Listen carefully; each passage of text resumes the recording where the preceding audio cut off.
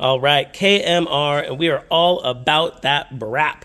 So taking a quick look at the Renesis RX8 rear side plate that we have been bringing back to life. This particular plate and a few other plates came in and they had been improperly surface ground. So if you check out the videos linked below, talking about lapping and checking out these housings in the past, they had been ground, most likely with a CNC and some type of grinding head.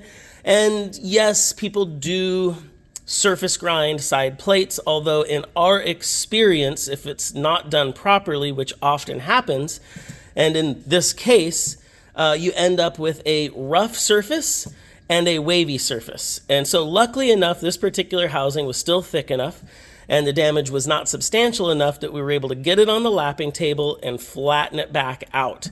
It's still within the OEM specs, and it's back to an OEM style finish.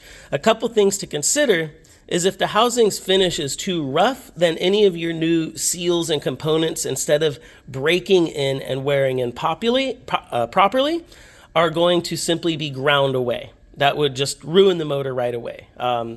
Limited lifespan, not going to work. You have to have a very smooth OEM-like, very similar to what the factory delivers in surface finish. You can see that we're almost getting a shine, and this is just right off the lapping table. Within our cleaning process, we're going to spend a couple hours of just hand cleaning, and then we're also going to take a nice little flat aluminum block. You can use wood, you can use a body block, but basically a 600 grit, 800 grit, then 1000 grit polish on the surface of this housing. So you almost end up with a mirror-like finish. That way, when all of our new seals, apex seals, side seals, corner seals start to wear in, they're not being ground away. Just like they are a smooth surface, they're able to bed in and wear into a very nice pattern. You want to make sure you get proper break in, and that's one of the reasons Mazda factory recommends resurfacing a housing, is you don't want new components to wear into an old pattern. The other concern is always your water sealing area, and you can see we've got a nice clean water seal area now.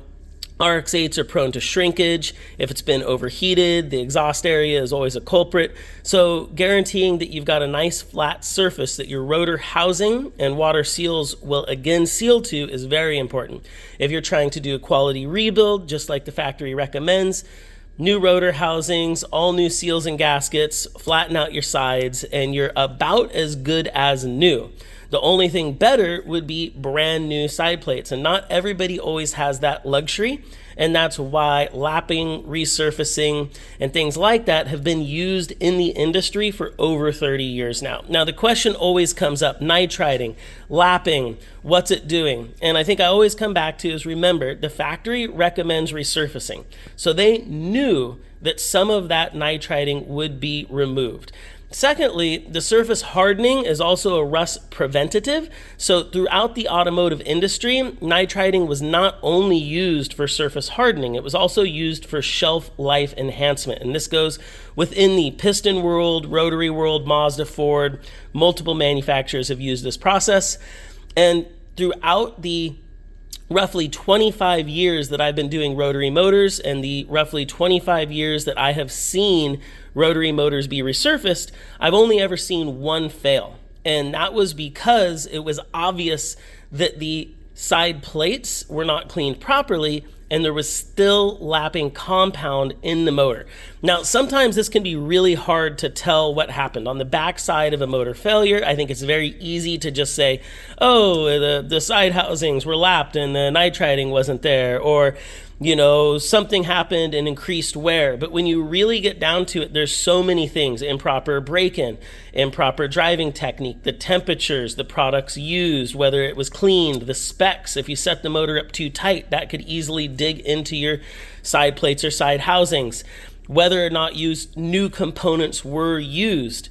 There's so many aspects to a proper rebuild, and then understanding why something happened on the back end is always difficult. And I think that it's very easy for the industry to just say, oh, were your side plates resurfaced? Oh, and you had a motor failure? Ah, that's the reason. But nobody thinks about how often Even brand new motors get built with improper specs and potentially have issues.